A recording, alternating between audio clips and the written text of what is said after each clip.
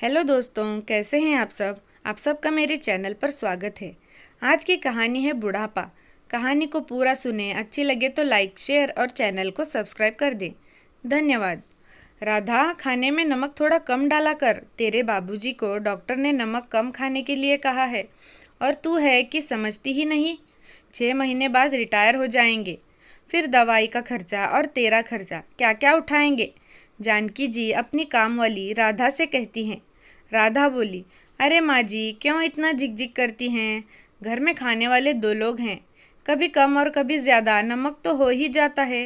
इतना कहकर वह काम करने लगी। जानकी जी अपने पति रजनीश बाबू से बोली, ये राधा बहुत तेज़ हो गई है। इसे भी पता है हम नहीं खाएंगे तो सारा कुछ उठाकर अपने घर ले जाएगी। रजनीश बाबू उनकी बातों को अनसुना किए और अखबार पढ़ने में लग गए। तभी जानकी जी के बेटे मनीष का फ़ोन आया। माँ ने अपनी उदासी जताई तो मनीष बोला, माँ कितनी बार बोला है उस घर को बेच दो, पर आप लोग मानते ही नहीं हो। लोग कहते हैं बुढ़ापे का सहारा तो बेटा ही होता है, पर आप लोगों को अपने बेटे पर भरोसा ही नहीं है। घर बेचने के बाद कौन सा पैसे हम रख लेंगे। इतने बड़े घर में अकेले ही रह रहे हो, क्या ये अच्छा लगता है। जानकी जी बोली, बेटा ऐसी बात नहीं है, पर तुम्हारे पापा अगर तुम्हारी बात नहीं मान रहे तो तुम कौन सा हमारी बात मान रहे हो। अपनी सुख सुविधाओं के लिए तुमने हमें छोड़कर चले गए, क्या तुम्हें माँ की याद नहीं आती। तभी उधर से मनीष की पत्नी निकिता की आवाज़ आई। माँ से प्यार भरा वार्तालाप खत्म हो गया हो तो फिल्म देखने चले। मनीष माँ से बोला, हाँ अभी मैं बाहर जा रहा हूँ, अगर अपना निर्णय बदलना हो तो मुझे बताइएगा। इतना कहकर उसने फ़ोन रख दिया। जानकी जी अपने पति रजनीश बाबू के साथ अकेली इस घर में रहती है। एक बेटी है जिसकी शादी हो चुकी है। उसका बहुत बड़ा परिवार है तो वह माता पिता के पास कम ही आना जाना करती है और माँ बाप भी बेटी को परेशान नहीं करना चाहते। रजनीश बाबू अपनी नौकरी के रिटायरमेंट के कगार पर हैं, फिर भी अपनी और अपनी पत्नी की जिम्मेदारी खुद उठा रहे हैं। शाम हो गई थी। जानकी जी घर के बरामदे में बैठी रजनीश बाबू का इंतज़ार कर रही थी। बस हर आने जाने वाले को निहार रही थी। रजनीश बाबू से ही अपने मन की बातें करती थी, वरना तो खाली घर और जानकी जी यही साथ रहते थे। बैठी बैठी वह सोच रही थी और उन पलों को याद कर रही थी जब उनके भरे पूरे परिवार को लोग देखकर आहें भरते थे। मनीष अपने ससुराल के पास रहना चाहता था, जिसके कारण वह माँ बाप को छोड़कर शहर के दूसरे छोर में जाकर बस गया। रजनीश बाबू अपनी पत्नी की जिम्मेदारी संभाल रहे थे, पर कभी बच्चों से शिकायत नहीं की थी। रजनीश बाबू दफ्तर से लौट कर आए तो जानकी जी आगे बढ़कर उनसे थैली ले ली और बोली, आप ये सब्जी भाजी क्यों लाते हैं, गली में भी ठेले वाला आता है। चलो कोई बात नहीं, कुछ दिन की बात है, रिटायर हो जाओगे फिर आराम ही आराम मिलेगा। और राधा अपने बाबूजी के लिए एक अदरक वाली कड़क चाय तो बना दे ताकि उनकी थकान दूर हो जाए। राधा बोली, माँ जी पहले बाबूजी को सांस तो लेने दो, पहले उन्हें दाल मोट और बिस्कुट देती हूँ, फिर चाय दूंगी।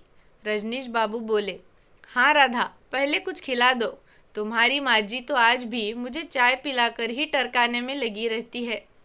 राधा के जाते ही जानकी जी बोली, ये राधा बहुत चटोरी हो गई है, देखना छुपाकर डिब्बे में से थोड़ा दालमोट अपने मुंह में डालेगी। रजनीश बाबू हंसकर बोले, क्या जानकी, वह इतना करती है तो थोड़ा खा भी लेगी तो क्या चला जाएगा।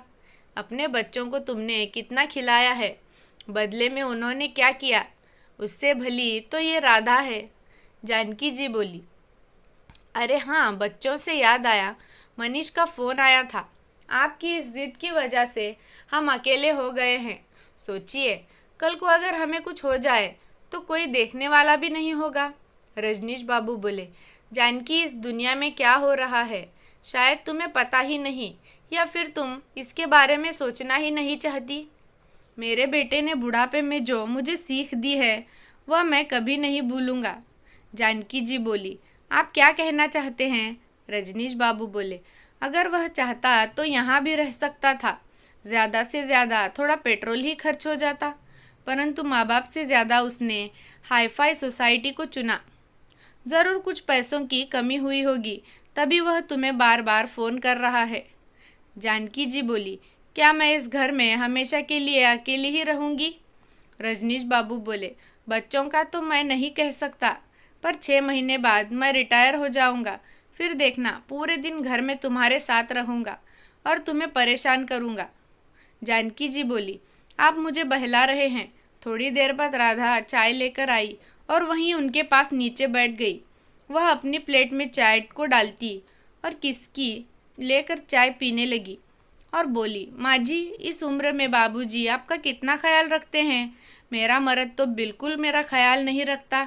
जानकी जी बोली, जिस दिन उसे एहसास हो जाएगा कि तुम्हारे अलावा दुनिया में कोई उसका नहीं, तब वह तुम्हें भी पूछेगा। देखते देखते 5 महीने बीत गए। इतने दिन तक बेटे बहू झांकने भी नहीं आए। जब उन्हें पता चला कि कल रजनीश बाबू का विदाई समारोह है, तो बेटे बहू दोनों पोतों को लेकर घर आए।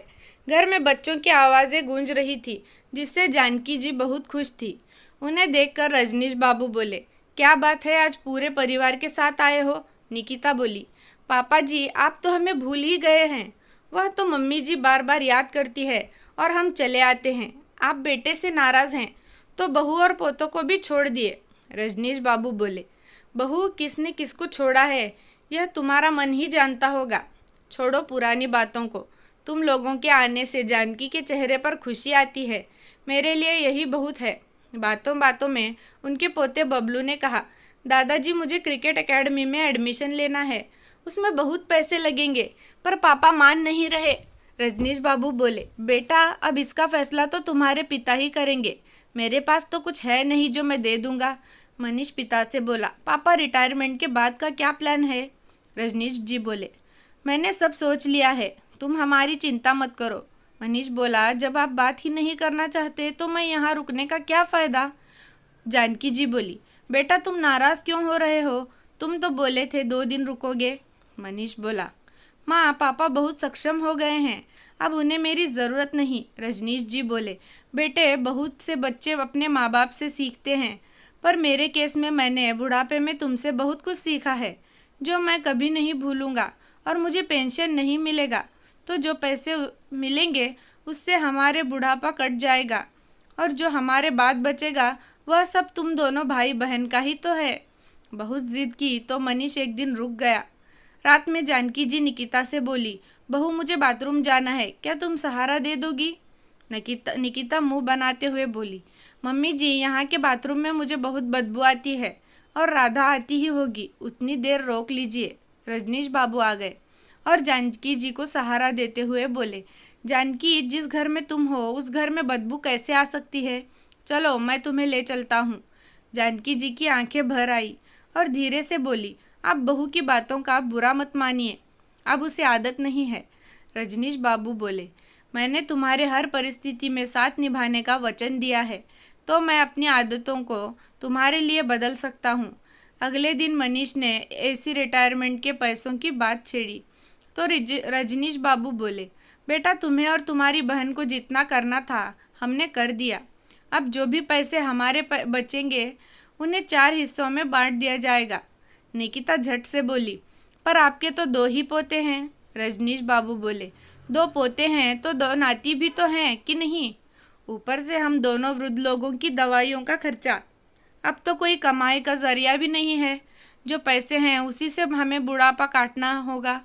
मनीष बोला, पापा, साफ साफ कहिए, आप हमारी पैसों से मदद नहीं करना चाहते हैं। जानकी जी बोली, क्या तुम यहाँ पैसों के लिए आए थे? अपने पापा के रिटायरमेंट पर उनसे मिलने नहीं आए थे? मनीष बोला, मेरे पास ना तो इतना खाली वक्त है और ना फालतू के पैसे जो मैं यहाँ आकर खर्च करूँ। निकिता बोली, मैं पहले ही आपसे कहती थी, यहाँ आने का कोई फ़ायदा नहीं होगा। चलो अब चलते हैं, बेकार में हमने अपना एक दिन खराब किया। जानकी जी बच्चों को रोकती रही, पर उनकी किसी ने नहीं सुनी और पैसे के लोभी बच्चे माँ को रोते बिलखते छोड़कर चले गए। रजनीश बाबू बोले, जाने दो जानकी, जो बच्चे माँ की ममता के लिए नहीं बल्कि उनकी संपत्ति के लिए उन पर प्यार लुटाते हैं, वह ज़्यादा समय नहीं टिकता है। तुमने इतने सालों मुझसे निस्वार्थ प्यार किया है, अब वचन निभाने की मेरी बारी है। मैं जब तक रहूँगा तुम्हारे साथ निभाऊंगा। और उन बच्चों ने हमें एक बात तो सिखा दी कि बुढ़ापे में खुद को कैसे संभालना है। दूर खड़ी राधा सब कुछ देख रही थी। रात का खाना बनाकर जब वह जाने लगी तो बोली, हाँ जी बाबूजी, एक बात मैं जीवन भर नहीं भूलूंगी कि बुढ़ापा आने से पहले ही अगर बच्चों के लक्षण सही नहीं रहे तो अपना उपाय खुद कर लेना चाहिए। खाना बना दी हूँ, खा लीजिएगा। सुबह वक्त पर आ जाऊंगी। इतना कहकर वह चली गई। बेटी को जब इन सब बातों का पता चला तो वह दुखी हुई, पर अपने पिता के हौसले को देखकर वह बहुत खुश हुई। उसने भी अपने पिता से इस बात को सीखने का वादा किया। वक्त बीत गया, दोनों एक दूसरे का सहारा बने रहे। रजनीश बाबू ने अपने पैसों को अपने बच्चों को ना देकर आने वाली पीढ़ियों में बांट दिया। आगे चलकर राधा के बच्चे भी बड़े होने लगे तो उसके पति ने भी उसकी अहमियत समझी। मनीष के बेटे भी बड़े हुए और जैसा उसने देखा था वैसा ही व्यवहार उन्होंने मनीष के साथ किया। तब उसे एहसास हुआ कि जो उसने बोया वह आज वही काट रहा है। तो दोस्तों, कहानी कैसी लगी कमेंट करके ज़रूर बताना।